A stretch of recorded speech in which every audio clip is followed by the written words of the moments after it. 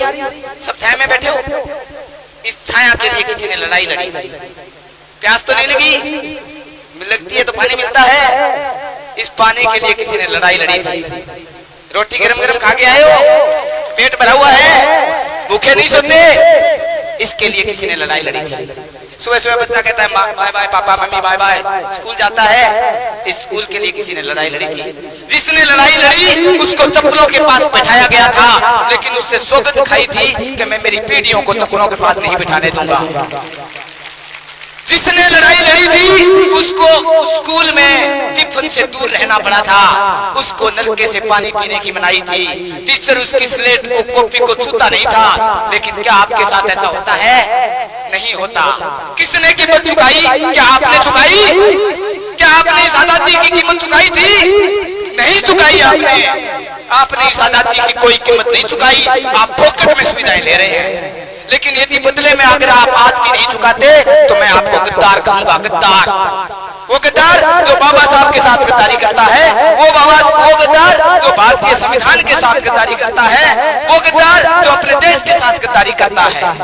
अब आप पूछेंगे देश के साथ क्यों? क्योंकि देश की 90% जनता वो है जिसने घड़े बनाए हैं, जिसने तपती दोपहरी में लोग आता है, जिसने कपड़े बुने हैं, जिसने खेतों में काम किया है, वो लोग जिसने गायें पाली हैं, भैंसें पाली हैं, दूध की नदियां बहाई हैं।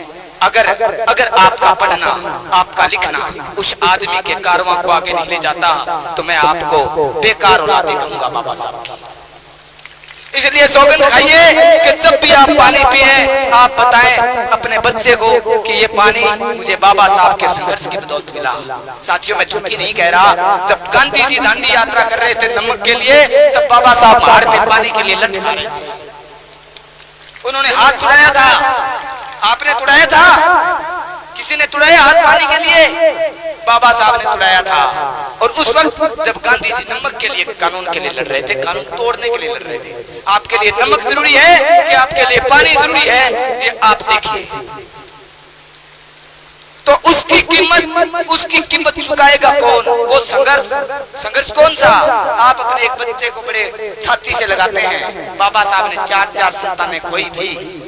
जब बाबा साहब विदेश से आए थे, आते ही देखा कि मेरे 3 बच्चे नहीं हैं, सिर्फ एक बच्चा गंगाधर लिपटा। तो पूछा रमा मेरे 3 बच्चे कहाँ हैं? तो रमा रो दी। और उसके बावजूद भी देखिए उस आदमी का कलेजा कहता था। कैसा कलेजा था कि उसके बावजूद भी वो आदमी हिम्मत नहीं आ रहा।